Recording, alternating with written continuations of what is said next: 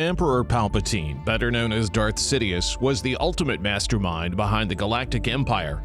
However, beneath that cloak of power and menace, there lurked a secret that would make even the Death Star's super laser tremble. Sidious despised his own empire. Why would the most cunning and manipulative Sith Lord that the galaxy has ever seen hate the very goal that the dark side has worked and planned for a millennium?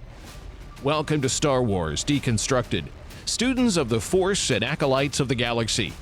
Whether you're a Jedi, Sith, or somewhere in between, join us as we venture deep into the Star Wars galaxy, discussing why Darth Sidious hated his own creation. This video would never be complete without a brief lowdown into who Darth Sidious was and his role in the rise of the Empire. Darth Sidious was a cunning Sith Lord who did not only have a face that could make a Dianoga turn away in disgust, but also big plans for the galaxy. And by big plans, we mean he wanted to control everything and crush anyone who dared to oppose him. But how did he go from being just a creepy senator to the emperor of the entire galaxy? It all started with politics. Palpatine was your typical politician, smooth-talking, always wearing a cloak of deception, and with a hairstyle that defied gravity.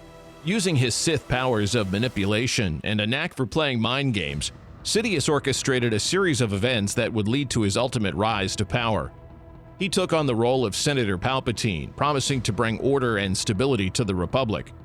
But really, he just wanted to create chaos and seize control. Classic Sith move, right? First, Sidious engineered a conflict between the Trade Federation and the planet Naboo. With some holographic trickery and a sinister voice, he convinced the Trade Federation to blockade Naboo, which resulted in Queen Amidala seeking help from the Galactic Senate. Sidious, playing both sides, positioned himself as Amidala's ally, while secretly controlling the puppet strings of the Trade Federation. It was like a complicated game of space chess with way more lightsabers. Next on Sidious' to-do list was to manipulate a promising young Jedi named Anakin Skywalker. He saw potential in the kid and knew that turning him to the dark side would be a major win for his evil plans. So, he took on the guise of Darth Sidious and began seducing Anakin with promises of power and control. Talk about a master class in Jedi mind tricks. Meanwhile, Sidious sowed seeds of discord within the Galactic Senate, exploiting the tensions and political rivalries that were already brewing. He orchestrated a vote of no confidence in Chancellor Valorum, clearing the way for his own rise to power. And just like that, Sidious became the Supreme Chancellor. It was like winning the galaxy's most twisted popularity contest. But Sidious wasn't content with being a mere chancellor. No, he wanted it all. So he orchestrated the Clone Wars, a massive conflict that would not only serve as a distraction, but also allow him to build an army of loyal soldiers. He created the Grand Army of the Republic, secretly controlled by the Sith, all while maintaining his public image as a wise and benevolent leader. Talk about multitasking! Finally, as the war raged on, Sidious revealed his true identity to Anakin, turning him into Darth Vader, and solidifying his grip on the dark side. Together, they executed Order 66, a devastating plan to wipe out the Jedi Order. It was a dark day for lightsabers everywhere. With the Jedi out of the way, Sidious declared himself Emperor, rebranding the Republic as the Galactic Empire. The evil laugh and lightning fingers were just the icings on the dark side cake. From that point on, Sidious ruled with an iron fist, crushing the rebellion and keeping the galaxy under his tyrannical thumb. But it was not all sweet and rosy, as even he would later find out. The empire that he connived and planned for turned out to be an absolute disappointment, and we have these reasons to thank for it. Incompetent subordinates. The Galactic Empire was meant to be a shining example of supreme power and impeccable organization. But under Palpatine, it was a total circus, and Darth Sidious must have been pulling out his Sith hair in frustration at the incompetence of his subordinates. First and foremost, let's talk about the Death Star.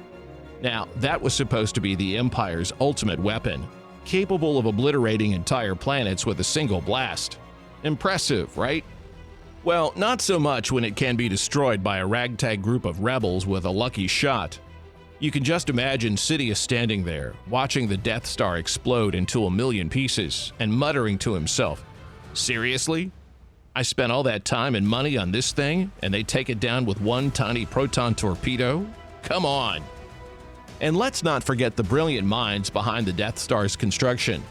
Who in their right mind builds a massive space station the size of a moon, but leaves a glaring weakness that can be exploited by a farm boy and a starfighter?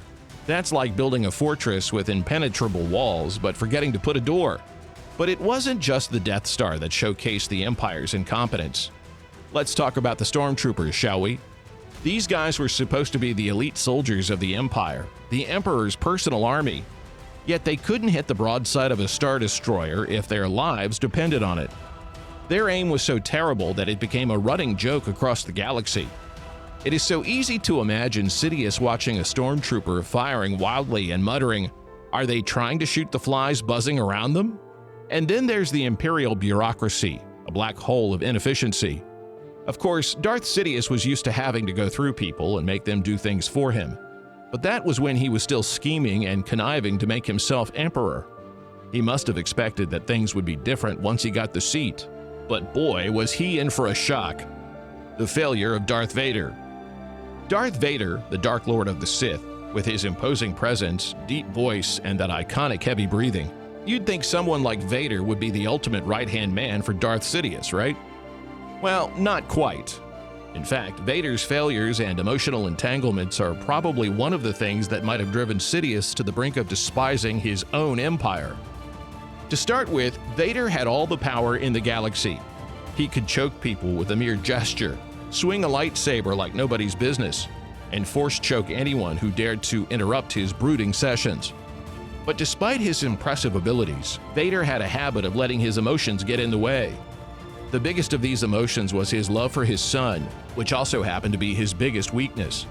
The paternal instincts of the Sith Lord must have been a disappointing sight for Palpatine. It's like watching a black-cloaked tough guy turn into a soft-hearted teddy bear. Sidious probably couldn't believe his ears when Vader decided to betray him to save Luke. But it wasn't just his love for Luke that frustrated Sidious. Vader also had a tendency to go rogue and make decisions without consulting his master. You can imagine Sidious sitting on his throne, receiving news that Vader had single-handedly attacked a rebel fleet without any backup. What is wrong with this guy? Does he not understand the concept of teamwork? I send him on a mission, and he thinks he's the one-man show? And let's not forget Vader's frequent temper tantrums. Nothing says dark and menacing Sith Lord like throwing a fit and destroying everything in sight. Vader's emotional ties and lack of self-control made him a disappointment to Sidious. The Dark Lord of the Sith had hoped for a loyal and ruthless enforcer, not a big softy with anger management issues. Sidious probably found himself daydreaming about what could have been if he had a more reliable and emotionally detached right-hand Sith. The problem of rebellion. When Sidious set out to establish the Empire, he probably envisioned a galaxy cowering under his iron fist, trembling at the mere mention of his name. But instead, he got a bunch of rebels with a knack for evading capture and causing mischief. The Rebel Alliance seemed to pop up everywhere, like a bad case of space fungus that just wouldn't go away. They were like a bunch of pesky Ewoks who refused to be squashed. No matter how hard Sidious tried to quell their rebellious spirit, they always managed to slip through the Empire's fingers. It must have been incredibly frustrating for the Sith Lord, who had envisioned a totally subdued populace. And let's not forget the Rebels' knack for blowing up Imperial installations. It seemed like they had a special talent for destroying Death Stars.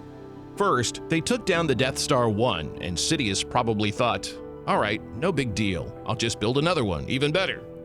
But then they went ahead and obliterated the Death Star 2 as well.